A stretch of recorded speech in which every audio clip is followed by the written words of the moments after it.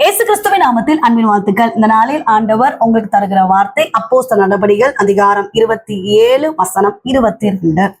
கப்பர் சேதமே அல்லாமல் உங்களில் ஒருவனுக்கும் பிராண சேதம் வராது. பிரியமானவர்களே, உபவாசித்து ஜெபிக்கும் போது அழிவுக்கு நம்மை தப்புவித்துக் கொள்ளலாம். நம்முடைய குடும்பம் பாதுகாக்கப்படணும்னா, நம்ம நன்மைகள் ஆசீர்வாதங்கள் பாதுகாக்கப்படணும்னா உபவாச ஜெபம் அவசியம். இங்க பாருங்க, பயங்கரமான ஒரு கப்பர் சேதம் தான், பயங்கரமான ஒரு புயல் தான். அநேக நாள் சூரியனையும் சந்திரனையும் நட்சத்திரங்களையும் பார்க்கல, மரண போராட்டத்துல இருக்கிறாங்க. அவங்க போஜனம் பண்ணலையா, நெடுநாளா போஜனம் பண்ணலையா, அந்த டீம்ல தான் இருக்கிறாரு பவுல். அவரும் போஜனம் செய்யாம தேவ சமூகத்துல காத்திருந்து ஜெபம் பண்ணிக்கிட்டே இருக்கிறாரு. பிரியமானவர்களே, கர்த்தருடைய வார்த்தை கடந்து வருகிறது. திட்டமானதா இருங்க. கப்பல் சேதமே அல்லாமல் பிராண சேதம் வராதுன்னு பவுல் தைரியமா கர்த்தருடைய வார்த்தையை சொல்லுகிறாரு. காரணம் என்னன்னா, பவுலிடம் ஏற்கனவே கர்த்தர் பேசியிருந்தாரு. பவுலே, நீ பயப்படாத, உன் கூட வருகிறவர்களுக்கும் ஒரு சேதம் வராது அப்படின்னு. ஏசப்பாவுடைய வார்த்தையை கேட்டுக்கொண்டு இருக்கிறீங்க.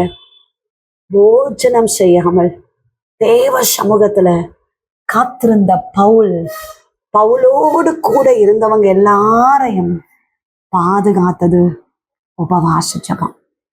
உபவாசித்து காத்திருந்த ஜெபம் அழிவுக்கு தப்புவித்தது, போராட்டங்களுக்கு தப்புவித்தது, மரணத்திற்கு தப்புவித்தது.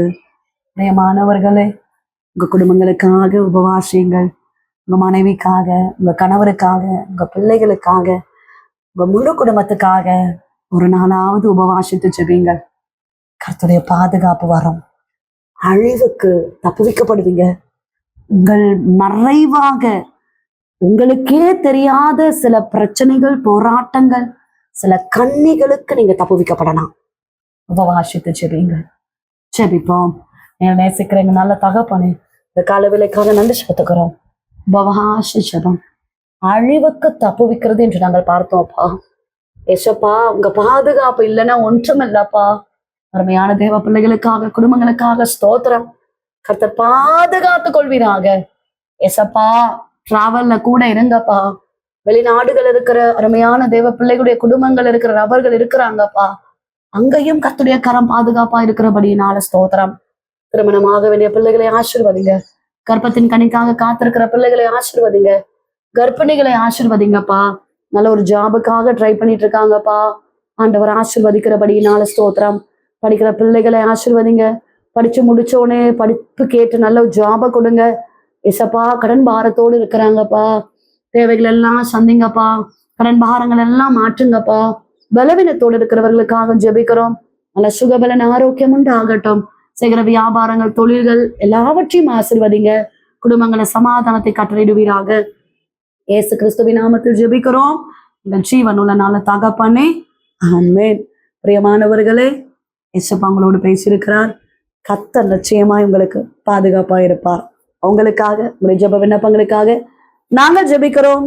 நீங்களும் எங்களுக்காக, உங்களுடைய ஊழியங்களுக்காக ஜெபித்துக் கொள்ளுங்கள். God bless you.